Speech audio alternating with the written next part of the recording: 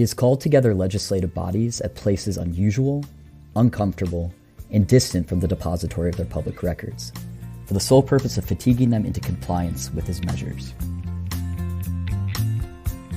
Welcome to Life, Liberty, and the Pursuit of Happiness, a podcast commemorating the 250-year anniversary of the Declaration of Independence.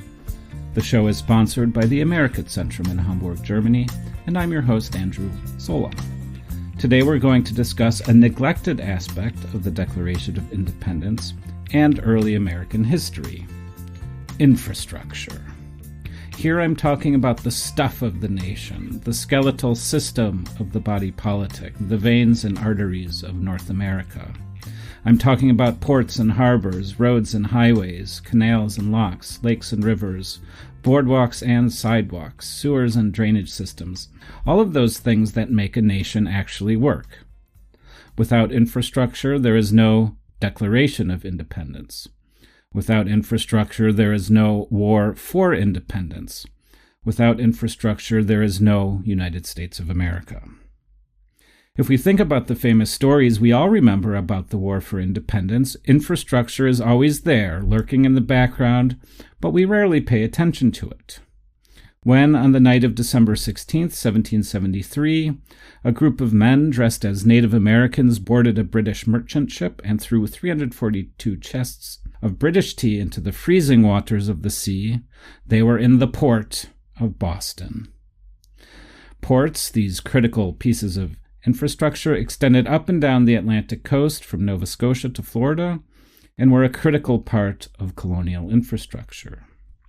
When, on the night of April 18, 1775, Paul Revere went on his midnight ride through Massachusetts to warn the Minutemen about the advance of British troops before the Battle of Lexington and Concord.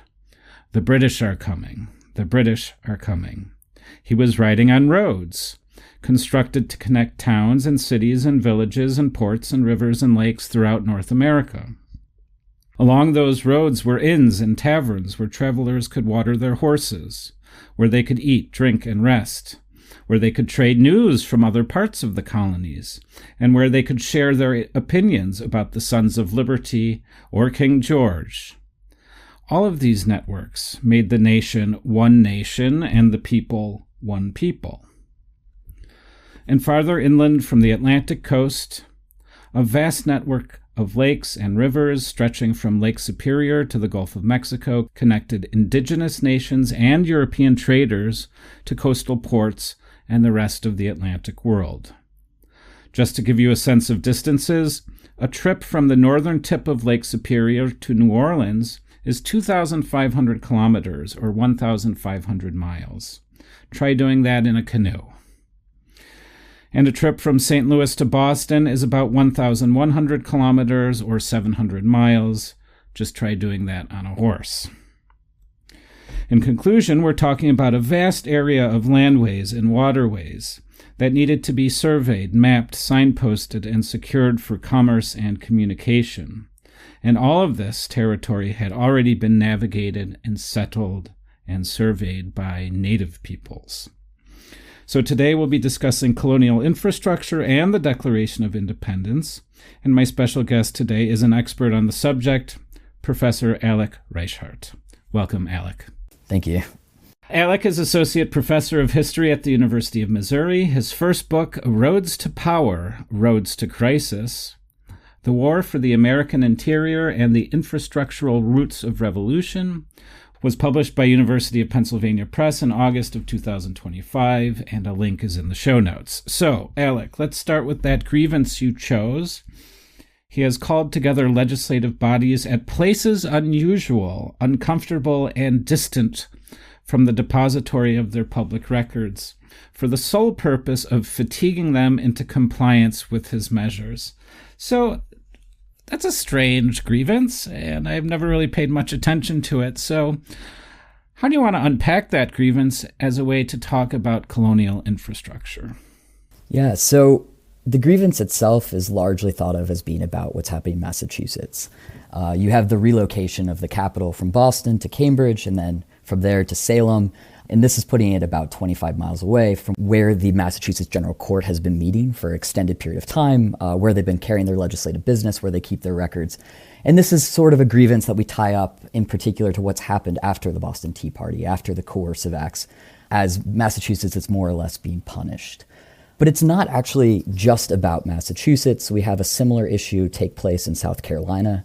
In 1772, there's this effort to move the capital from Charleston to Beaufort, which is about 70 miles away. It's not met well. It never actually ends up going into fruition. But there's this attempt by imperial officials who are upset with the kind of colonial rabble-rousers, with these kind of proto-revolutionaries or revolutionaries by the time we get to 1774, where they want to move business away from where it's being conducted, where policy has been made to make it more inconvenient, to make it where people don't have access to their records, to make it where communications are far more difficult. To get to Salem is not the same as to get to Boston. It's a lot harder for people to assemble. It's a lot harder to actually coordinate things, to send letters, to do all the work that's required as part of these legislatures meeting. In South Carolina, that would have been an even bigger difference. You have pretty good, robust infrastructure in the northeastern colonies, but you do not have that down south. And so to move from Charleston to Beaufort is really, really an untenable situation. It would be very difficult for people as part of the legislature to get there, and it would be putting you far away from major roads, from major ports, from the kind of hub of the postal service in the area, all sorts of things that would be really, really isolating. Now, this in and of itself is a small grievance, right? We're talking about 2 colonies out of 13. Of course, Massachusetts taking up a lot of people's attention.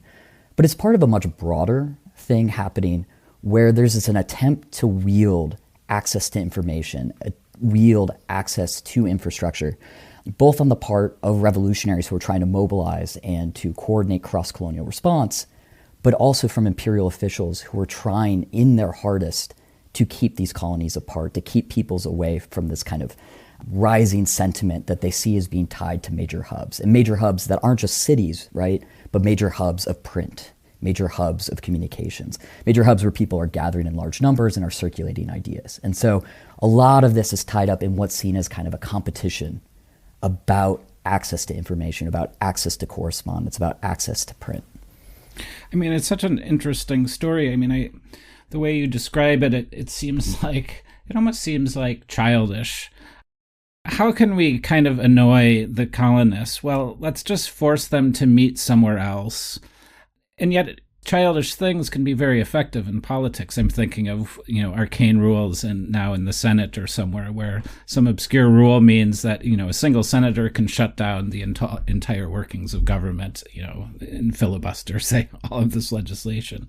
And in that respect, when I look at this, just making governance inconvenient, imperial officials making governance or local governance inconvenient is, in a certain respect, kind of childish, but it's actually can be quite effective. To prevent people from meeting is very effective. To prevent people from saying, gathering momentum as opposition to whatever's happening with the imperial government. Yeah, it's very much a move that would have been seen as pretty much impossible to have considered, I'd say, a couple decades before. And if anything, the imperial government is really focused on trying to improve. I mean, they're obviously not pleased with everything that's always passed by every assembly, but they're trying to improve communications, the ability for people to get to these legislatures, the movement of information around them. They see this as something that helps the empire, that empowers it. It is good to have regular communications moving not just within a colony, but across them. But yeah, by the time we get to this eve of the revolution, it's been a really big shift. And the shift is tied not just to the fact that you have far, far more increased revolutionary sentiment, right? We're 1774, we're more or less in the revolution. But it's also tied to really changing British imperial officials, those that were encouraging this kind of cross-colonial communications, encouraging the improvement of infrastructure, the improvement of print access, the kind of greater circulation of ideas. They were very, very different. These are the sorts of people who were empowered during the 7 Years' War, a little bit in its aftermath, but they're very different from those who have taken control in London. Obviously, we have a number of different ministers, but it's largely of a much more authoritarian bent, who are looking for a much more top-down, hierarchical, centralized empire, and are very, very concerned in particular with the circulation of private sentiment, of newsprint, of propaganda, and of colonial correspondence. It's fascinating. And you mentioned the 7 Years' War, so let's rewind the tape and go back into history. Why is it important that we start to kind of understand how this important infrastructure was developed over the course of, say, the 1700s, the ports, the roads, all of this connected network of different ways of allowing goods and communication to travel through this huge expanse that is North America? Yeah, so before the 7 Years' War, I would say you have a much more disjointed set of infrastructure. So New England is pretty well knit together, but you don't have great connections to it to New York and then down through the mid-Atlantic, and certainly not to southern colonies. A lot of this is being built and kind of guided by either private subjects or by their colonial legislatures or towns. But I would say, things are pretty kind of hackneyed. They operate pretty de facto. To give you an idea of how the Postal Service is operating before we get to the 7 Years' War, it's pretty much just from Philadelphia on up. You do have it operating in Virginia, but it's much more of a northern thing. You don't have much of a postal service happening in the southern colonies, and you don't have any regular communications back to London. And in this era, for news to get back to London when people want to send letters or they're exchanging newsprints, you're putting aboard merchant vessels that are going to eventually make it to somewhere in the British Isles, and eventually that's going to make its way down to London. And so because of this, you have slow communications between your various colonies, really slow communications across the Atlantic. We're talking things that, could take 2 months, maybe a tiny bit less, but could take 4. It really isn't a very kind of coherent system. And so of course you have ports, of course you have roads, but a lot of these aren't really intended for broad cross-colonial movement. I mean, they are to a certain extent, right? We have a postal service, but it's small. It doesn't have many days of service, and you don't have any kind of major highways in particular stretching westward into the interior. Most of this is up and down the East Coast.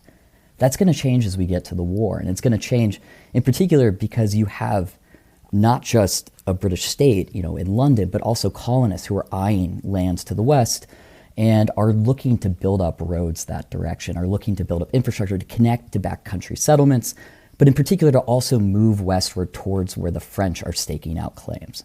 And so you get this real sudden burst in this moment, beginning in the 1750s, of trying to build infrastructure not just up and down the Atlantic coast, but deeper into North America, in part to counter French claims, to build roads out towards territory where, say, land speculation companies or fur traders or others are trying to get access to. But it's really going to take the war itself to really transform this. So you have the beginnings before it, but it's once that you have an official declared war in 1756, and really even predating that in 1755, that you get a huge emphasis on the expansion of all sorts of infrastructure. And so this is going to mean money and emphasis on road construction projects, in particular those heading westward. This is going to be a massive expansion of the Postal Service that begins again a little bit before that, 1753. Ben Franklin is put in charge of an expanding Postal Service. There's a big Postal Act. But it's really 55 forward that we're going to see the Postal Service begin to expand not just its regular days of circulation, but it's going to create new routes. And in particular, routes that are supposed to be connecting more westward settlements as well as more southern settlements. So the Postal Service is going to expand, roads are going to expand. There's going to be a greater emphasis on now creating communications back to London. 1755 is also the inauguration of what's known as the packet boat. This is a regular mail boat. It's supposed to sail monthly. That's going to go between Falmouth and New York. The idea, again, of creating coordination for the broader empire.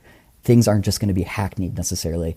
We hope it gets on a merchant vessel back, but instead, no, the state is putting in money to make sure that we have regular communications. All of this, though, again, is really in its infancy at the beginning of the war. And this is part of the reason that the British fail so spectacularly in the beginning of the 7 Years' War, the French and Indian War.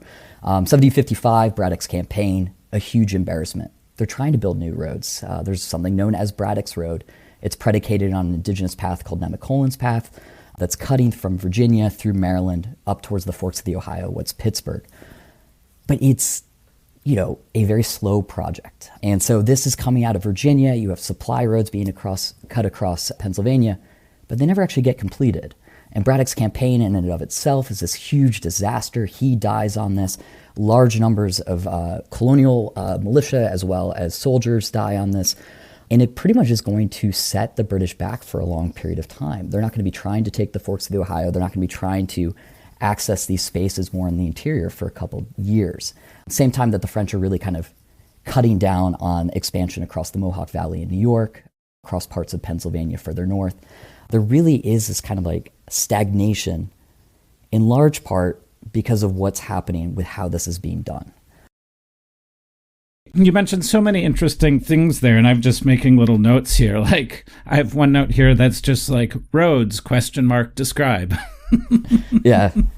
So the definition of a road in the 18th century isn't perfectly, regularized. You have ideas of, say, cobblestone roads. If we think of Philadelphia or some other cities, you're like, okay, this looks like a road. As you go further out, it's going to be largely dirt. It counts as a road because people have cleared it. They've pulled out stumps, and they've made it wide enough for a wagon. Now, this is going to change the further and further we go from major settlements. And so quite often things are referred to as roads that are really footpaths, trails, and they need to be widened to be considered a road. And so the kind of working definition, in particular seen through the eyes of the military in this, is that it has to be at least 12 feet wide. 12 feet wide because that's wide enough for wagons to go past each other. Now, again, some people have much bigger ambitions. At one point in 1755, you have this quartermaster general arrive. He gets to Virginia. He's in charge of creating this campaign to go out to Pittsburgh. And he's decided they should build roads through the mountains that are 30 to 35 feet wide. That is insane. It never happens. It has no basis in the topographical reality as well as the logistical possibilities of actually getting people to widen roads this wide through the Appalachians in this time period. But there are a lot of different ideas, right? We are going to make the biggest, widest, greatest roads on earth. Well, it didn't happen. But in terms of the way people would recognize a road, I think the moment it is big enough for a wagon, big enough for something that's not just a footpath, most people would recognize it as such. And that has pretty big military implications, the wagon concept, because of the movement of supplies. One of my other notes here was good infrastructure equals good communication and good supplies for the military and good coordination of military forces, right? Yeah. I mean, that's where the big emphasis for this comes. You don't suddenly have British imperial ministers deciding we should improve our infrastructure or improve colonial infrastructure because we want the colonists to get around more easily. They're doing this because they are embarking on a big military campaign. And so that's the biggest thing that they are planning on in 1755 when large numbers of troops come over under the celebrated General Braddock. Their whole point is, how can we get to what's now Pittsburgh? How can we get to the forks of the Ohio? And so they are looking at various roads that already exist in the colonies. Again, the same guy with the idea of 30 to 35 feet wide roads, John St. Clair, he pretty much goes out and surveys all the roads that already exist in Maryland, in Virginia, in Pennsylvania, and is like, these are terrible, right? These are really hard to get across. There's no way military wagons are going to be able to. There's no way large numbers of troops are going to be able to. And so that's why they're putting such a big emphasis on creating these roads.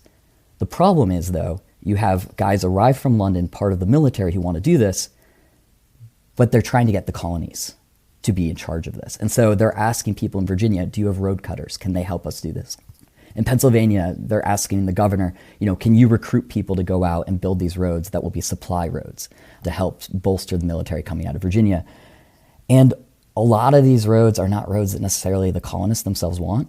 You have people, say, in the town of Hopewell, where one of these proposed roads is going to cut in Pennsylvania, who say, absolutely not. We already have a good road for us. It does the sort of trade that we want. We have no interest in supporting this military campaign. And so it's really hard to coordinate this in the beginning large part because a lot of the peoples living in these areas don't really have a vested interest in it. This isn't to say a lot of colonists don't. You have colonists, tied in, say, the Ohio Company, land speculation companies, who are also then tied up in the military, like George Washington, who have a great vested interest in improving this infrastructure because they see it as something that will help the military now, but will help their land speculation company later. And so it's not that you can say colonists are all opposed to this, but it's really hard to get people on board. Fascinating.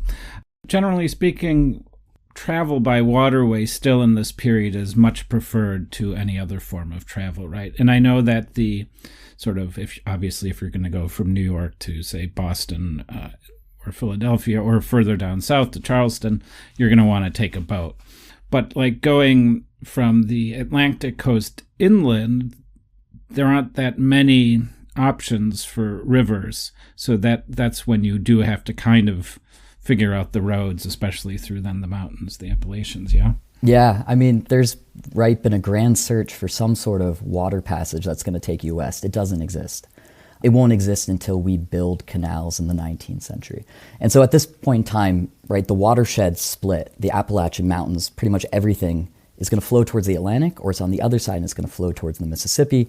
And so because of that, you can't just rely on water transport. And they are privileging some water routes. The Mohawk River across New York is a really important one. And so this avenue that would take you up the Hudson River, across the Mohawk, then you have to go over a portage, what's known as the Oneida Carry.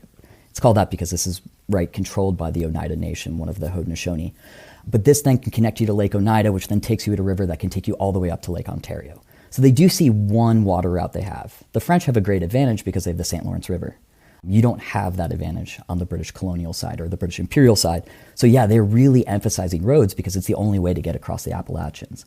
And so in the early years of war, they're going to be looking at these ones that come out of Virginia. By the time we get to the changing part of the war, you're going to be looking across Pennsylvania in particular. But you, of course, also have roads coming out of, say, South Carolina, what's known as the Cherokee Trading Path or the Great Trading Path.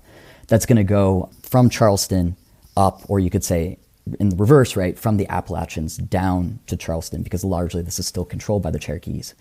You do have some existing indigenous roads and pathways that are already there, but these are not the sorts of things that are constructed already with the idea of large numbers of European troops coming through. Yeah, not constructed to move cannons or wagons. Yeah. Western-style wagons. Well, you just mentioned Native American trails and pathways. So do we consider the various Native American nations at the time to have developed what we understand here, I guess at the time in European settlers understood as having sort of infrastructure? So, they have certainly, and as I said in the introduction, they know exactly how to get around, right? I mean, I'm not making that assumption, but I mean, to what extent do they have like ports on rivers? I mean, you mentioned the portages, are they doing the moving of earth and stuff that would be considered to be like infrastructure development? Yeah, I mean, the landscape has been shaped by indigenous peoples, right, at this point for thousands of years. Now, some of these pathways actually have a much deeper history. They come out of buffalo traces. And so we picture, right, bison as being much further west in North America, but I mean, they are all the way almost to the East Coast. In a much earlier era, they start to move further west.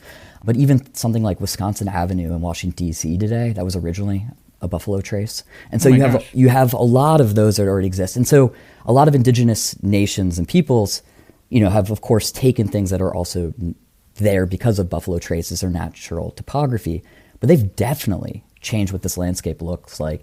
And one of the key ways that indigenous peoples are able to assert their sovereignty over the land is to control key pathways. In fact, if anything, right, you don't generally look to an indigenous nation and can draw a hard border around it. That's not how people are claiming territory, but they do claim it by controlling major pathways that go in and out of their homelands. That's true in particular of the Haudenosaunee. So they control what's known as Iroquois, what more or less is New York State today. But they also control pathways that go up towards what's now Canada, by Oswegatchie, Ogdensburg now, that go west towards the Great Lakes, that go down. One of the main indigenous thoroughfares that would definitely be seen in some ways by Europeans as infrastructure, though of course people are coming at it with their biases, would be what's known as the Great Path or the Great Warriors Path. That's not a singular path. This is a chain of networks that go up and down the Appalachian spine. And so they connect peoples all the way up in New York, all the way down to the Carolinas, to Georgia. It's a really, really large network, and different indigenous nations control different legs of this or regularly use different legs of this. So this is not an apolitical landscape. It's something very much controlled by indigenous nations in really important to how they consider their access over land, their relationships to other nations, as well as their relationships to Europeans. None of this road construction or infrastructural buildup that the British or the French are doing is in isolation. They're doing all of this either predicated on an existing indigenous path, so that would include things like the Venango Path. This is a roadway that goes down from Lake Erie to the forks of the Ohio to Pittsburgh. That's what the French end up fortifying. They put a bunch of their forts on this, but this is a long existing indigenous pathway. The Niagara Portage, right, to get around Niagara Falls, that had long been controlled by the Senecas of the Haudenosaunee. Again, another thing that becomes militarized. And so you have, shifting understandings of this. And I would certainly say when you bring over engineers from Europe or these quartermaster generals who have a very specific idea of what military infrastructure looks like, of what military roads look like, they don't recognize these as being exactly what they want. But they do recognize that these have been selected, that these have been, there's a lot of maintenance to them. For indigenous nations, when you get to meetings or conferences, they're regularly talking about, we've opened, we've cleared this road, we've cleared away the brush. And so the physical maintenance of this is the expression of not just their control and access to these pathways, but again, right, the actual physical maintenance of it. So it might not be the same thing, but there's a lot going on with the development of infrastructure on the indigenous side. And Europeans really want to tap into that. The French and the British are very keen on accessing indigenous allied infrastructure. That's fascinating. And of course, one really good definition of infrastructure I'm just maybe considering now is that it's something you maintain. And over the course of maintaining something, it must be part of the infrastructure of your civilization. So that's just kind of, I think, a very fundamental definition of what we mean by infrastructure. Okay, I want to talk to you just in this section of our discussion about a final thing, and that has to do with money. So whenever I think of infrastructure projects now in the 2020s, what I'm thinking about is, what's being made, an airport, a port, a new highway, whatever. And of course, how is it being financed? In other words, who's paying for it? And how's that going to work? And of course, money is a problem. If we start thinking of building, say, a new port in Boston or something, it's not like there's any gold or silver coin around to pay for it. So how is the state, the government, figuring out how to pay for these enormously expensive infrastructure projects? So that in many ways is tied up in the same kind of disjointed, inchoate, kind of fly by the seat of their pants issues that we have early on in the 18th century. So pre-7 Years' War, right, this is going to be largely paid out by colonial legislatures or by towns. Of course, you have individuals sometimes or companies that are looking to improve a particular pathway, but we haven't reached the era of, say, turnpikes, the sorts of things that we think as being financed by corporations where they're actually getting money for people traversing it. That's going to come later, really as we go from the 18th to the 19th century. So in this era, largely this is coming from local purse strings. That's part of the issue as we get into the 7 Years' War, though. And so as you have these grand ambitions, let's build these gigantic roads, and we're going to do them far out into the west, and we're going to use this to confront the French. And then they turn and they go, Pennsylvania, you need to pay for this. Maryland, you need to pay for this. Virginia, you need to pay for this. It's not happening. You're getting very little money. And so a lot of these projects aren't just not being done because maybe they're impractical or maybe there's less enthusiasm. But part of the reason there's less enthusiasm is people are just not getting paid. And so that's one of the big issues. The other one, too, is you have these things being cut across multiple colonies. So, for example, during the Braddock campaign in 1755, they're going to go from Virginia and they're going to build this road. It's going to go through Maryland and ultimately make its way up to what is now Pennsylvania at this time, is really kind of contested Ohio Valley territory. Well, that's all going to be different species. And so how are you going to convince colonists to give up their wagon, to allow you to use their horse, to help you cut the road? Their idea is, well, we should bring gold. And so they have this crazy idea to, as they're going on roads that haven't been finished yet across these mountains, to carry wagons that are heavy with gold. Now, these wagons ultimately end up even being abandoned because the campaign is such a disaster. And so you have this idea of, how on earth are we going to pay for this? Well, we can't give people their local specie. We don't have it. We, haven't figured out how to actually get them to take bullion. And this is just awful. Like, all of the kind of payments aren't working. In fact, even in Braddock's campaign, the few things that they are doing through receipts, through paperwork, they lose all of it. It's left behind in the wagons that the French then claim. And the French are able to pick up all sorts of British information, intelligence, paperwork. And obviously, they're not going to give it back. They're not going to be like, here you go, figure out how to pay your wagoners. And so there's this big issue where they're trying to figure out, how can we standardize this? How can we standardize this? How can we standardize this? They don't figure it out for the first few years of the war. By the time, though, you get to 1758, this is going to be the real turning point in the 7 Years' War, where the British are going to take the advantage. Part of the advantage is that suddenly this is not being fought as much by provincial troops, being fought as much by colonial militias, but instead you have a massive influx of the Royal Army. And with the Royal Army comes funding from the Imperial Treasury through the War Office. In addition to that, you have a new Prime Minister, William Pitt, who's come to power and who has decided that you are going to extend all these basic kind of policies and regulations onto the colonial troops as well. So everything that is going to be applied to the royal troops that have come over will also be applied to troops that are coming out of New York, that are coming out of Pennsylvania, they're coming out of Virginia. And so with that, everyone now is much more tied up in the imperial treasury, in the imperial fiscal system. And so that makes it a lot easier. The funding is just coming from the imperial treasury.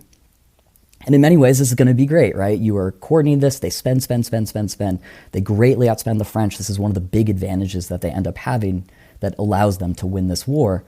Of course, it's going to create a big fiscal crisis at the end of the war because the imperial treasury has spent. But it allows you at least to get over these kind of cross-colonial issues. The other reason why this is so important, though, is that this is really the kind of expansion of infrastructure itself, right? They are bringing in this paperwork system, this fiscal paperwork system that is going to be funded by the Imperial Treasury to help build infrastructure, right? To create these new roads that are going to cut across.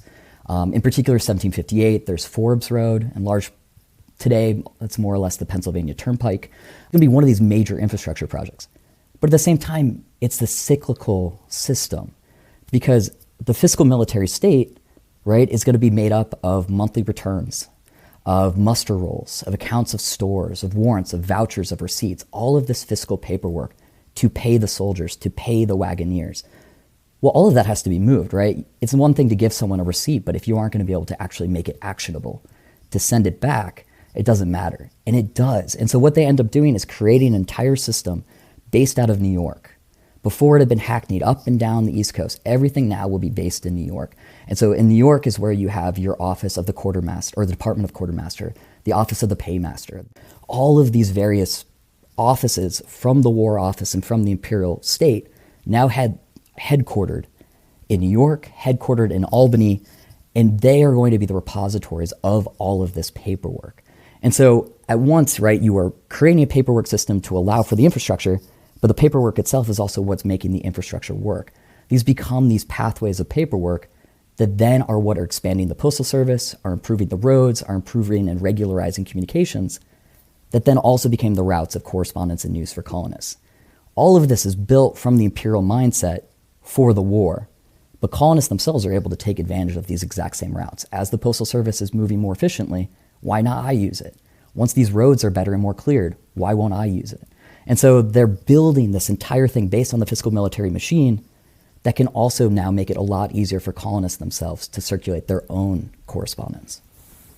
That's a fascinating way of thinking about how the idea of British Empire and what the British Empire thought was valuable during the war to beat the French, building up these excellent logistics systems, we can call them that as well, infrastructure systems. Of course, it's not like when the war ends, these go away.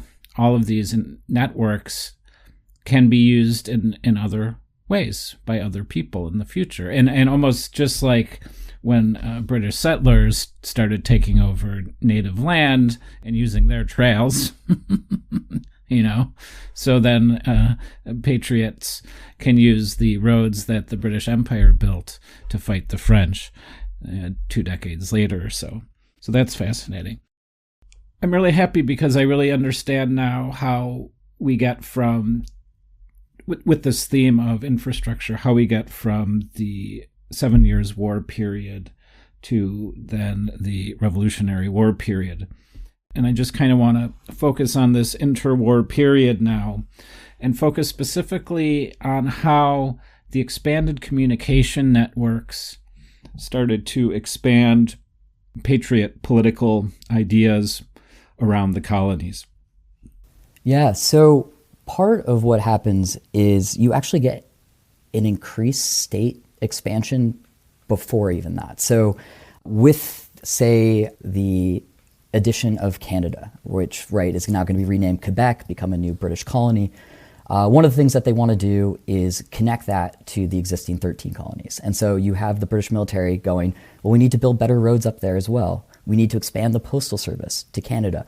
And so you have actually a really focused effort by the state to keep replicating what they did during the war. So we beat the French, and we did this because we had this great communications infrastructure.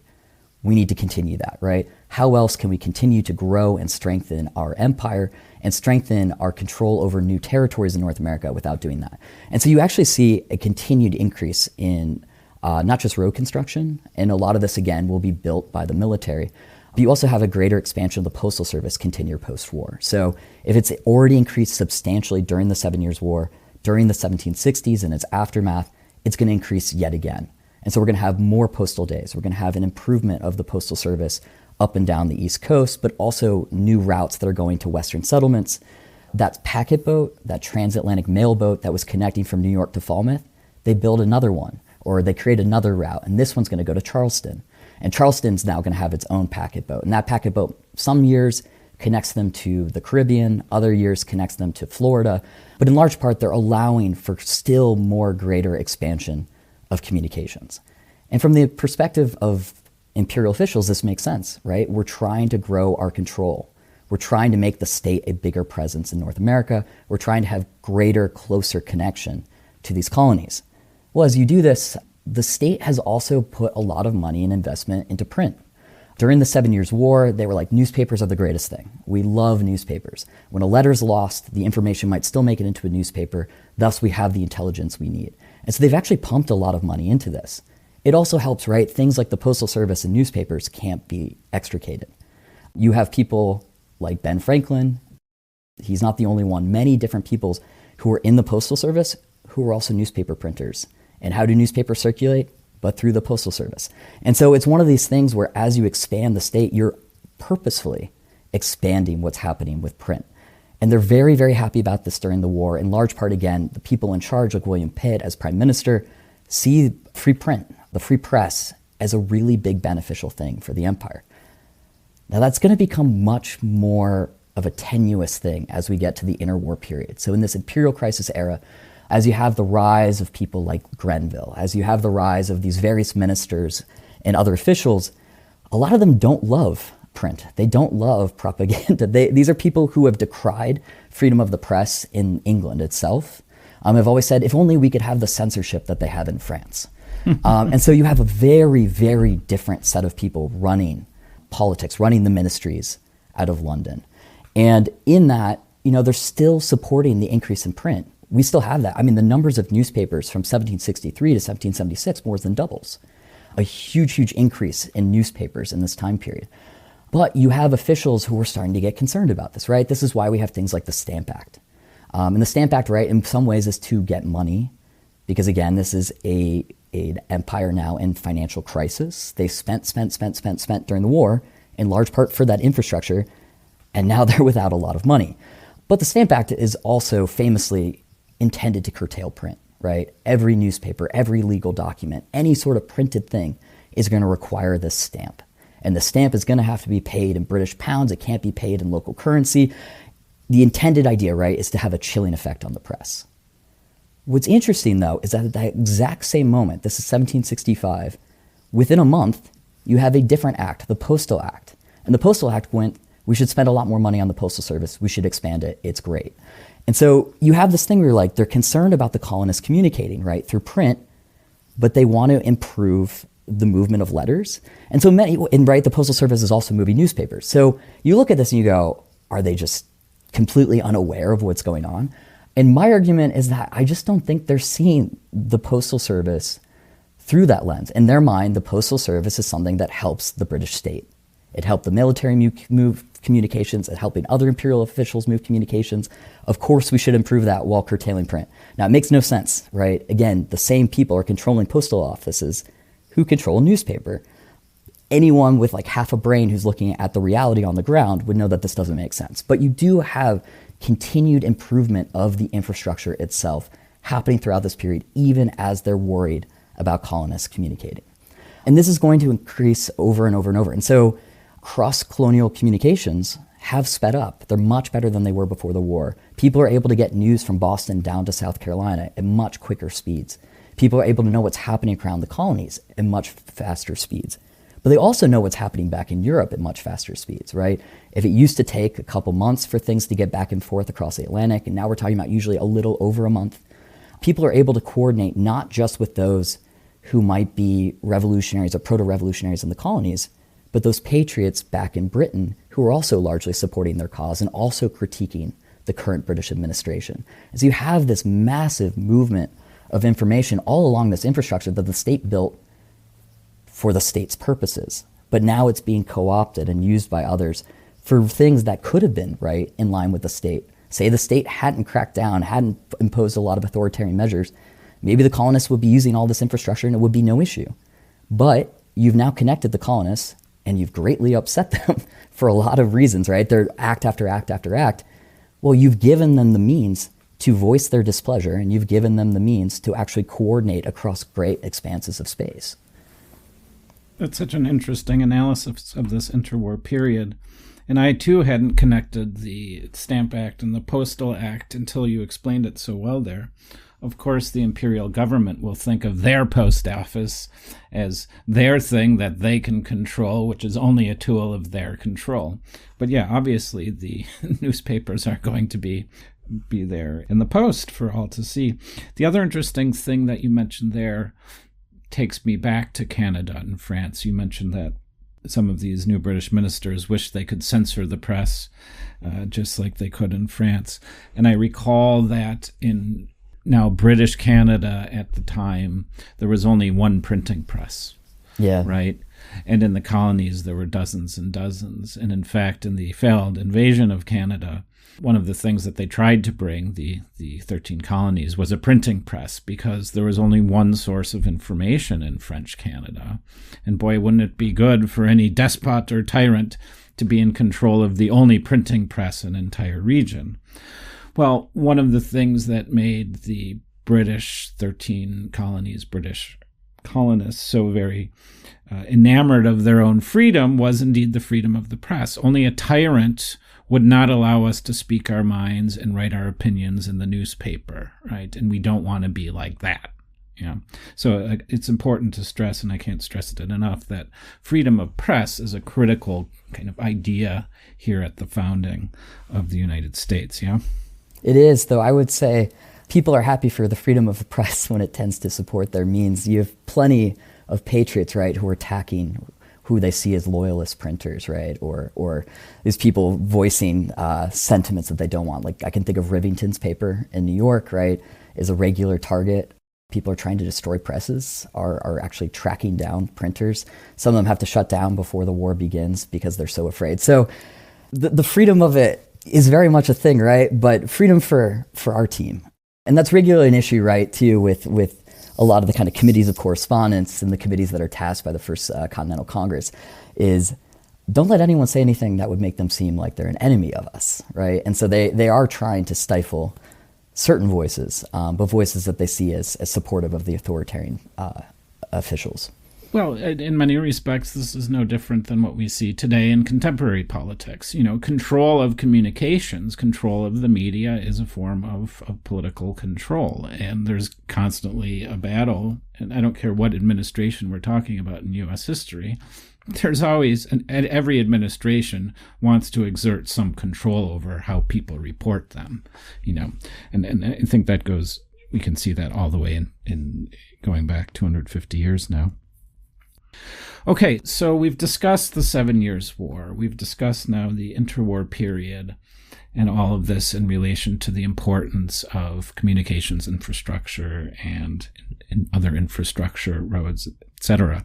So let's now get to the start of the period that we think of as the immediate lead up to the War of Independence and the Declaration of Independence. How do you continue telling the story of infrastructure in this period? Yeah, so when I think of what the Patriot movement is doing, what these revolutionaries are doing to more or less take British infrastructure or imperial infrastructure and use it for their own means, the first step is what I talked about, this idea of making use of what's already there, right? We have expanded print centers, we have an expanded postal service, we have better roads. Let's just send our letters, let's just print things, let's take advantage of what the British state has built us. There are then a couple more stages. So in stage number 2, you actually get the creations of new institutions or new infrastructures that are overlaid. And so as we're getting into the 1770s, this is going to include things like the Committees of Correspondence, which you can think of as sort of a proto-state institution, right? These are not obviously colonial assemblies. These aren't what are going to end up being the assemblies later, but these are things that are working on behalf of their own colony as well as in cross-colonial communications. Well, they're taking advantage of this. Then we get to the creation of the Constitutional Post, right? So 1774, we're going to have a new postal service created. Well, what is that going to do? It's going to operate outside of the royal post. It's not going to go through those postmasters, but it is still using largely the same roads. So some people think of this as a parallel infrastructure. I tend to think of it as overlaid, but you have the creations of new institutions for the movement of this. And this is going to increase the ability for colonists to keep things outside of, say, the attentions of British ministers or British officials who are trying to open the letters, who are trying to police what's happening. And that's kind of stage 2, right? Build these new sorts of mechanisms. But stage 3, I think, is the most dramatic one. And this is when the colonists actually start taking control of the physical infrastructure itself. As you get into 1774, in particular in 1775, when you read these letters of people who are postmasters, who are involved in the Royal Post Service, they're afraid for their lives. Some of them are actually on the run from rebels who are trying to kill them.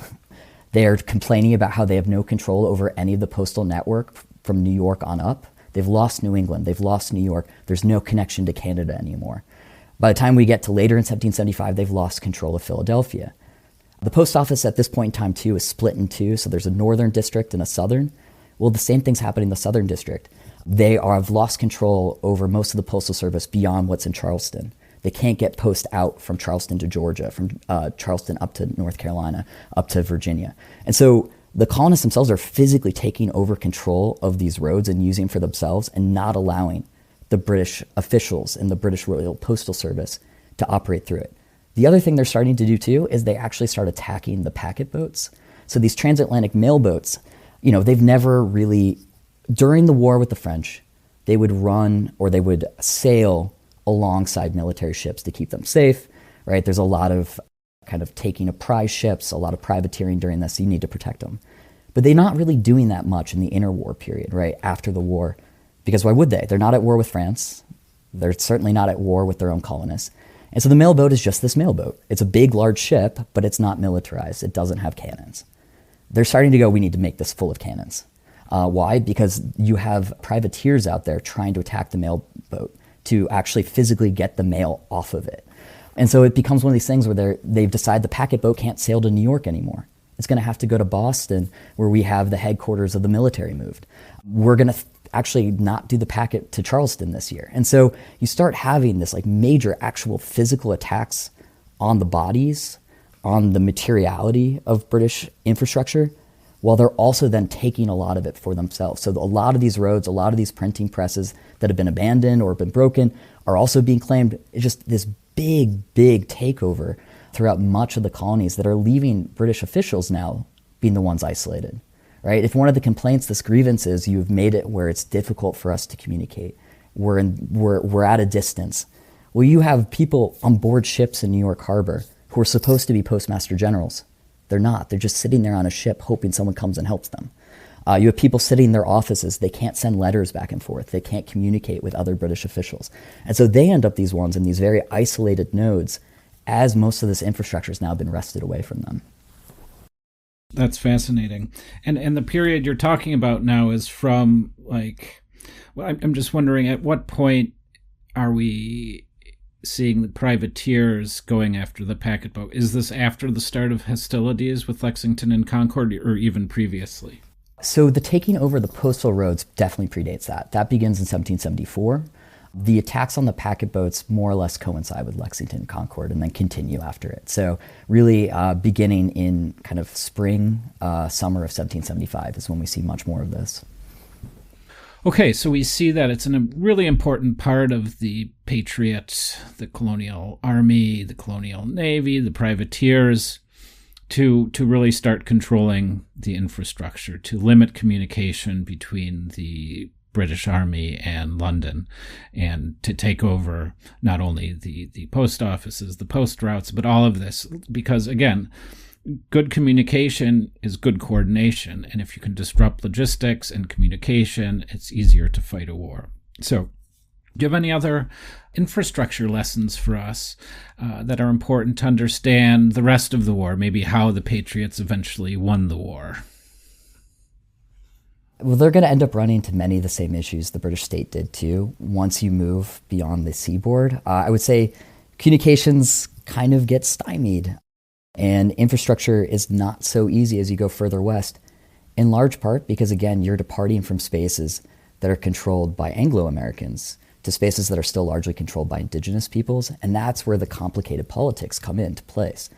If the British state had had an easy time communicating not just along the Atlantic coast, but also, say, through Iroquois, well, that's going to be really different as we get into the war, because you're going to have things like the Haudenosaunee Confederacy splitting their allegiances, some of them allied with the Americans, some of them allied with the British.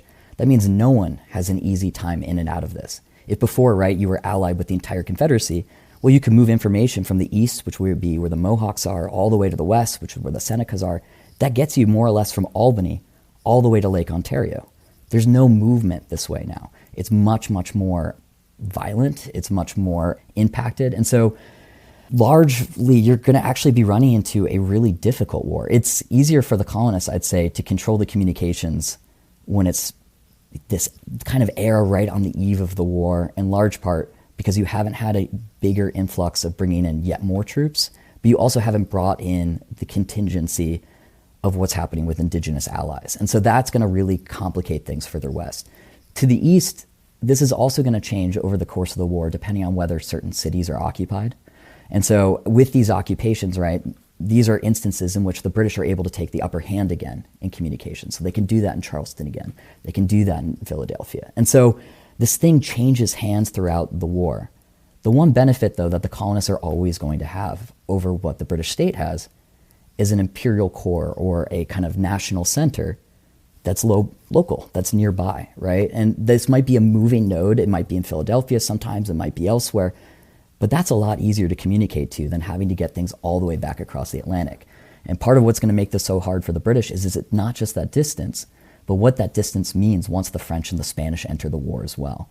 Because that transatlantic communication is going to be now not just contested on the Atlantic shores, but it's going to be contested across the Atlantic itself.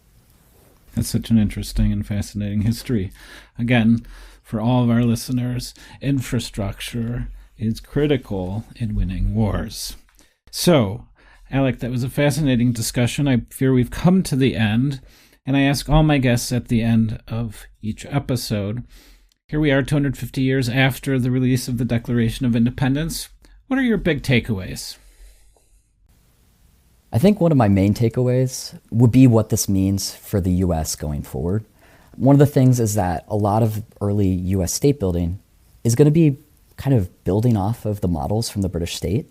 And so this is going to be creating, a legislature that's based off of what's happening in Parliament. It's going to be about creating numbers of different institutions, a War Department versus a War Office, all sorts of things that are based on it. But one of the other things that I think American state makers have taken away from the British example, as well as this conflict over it, is how to wield infrastructure.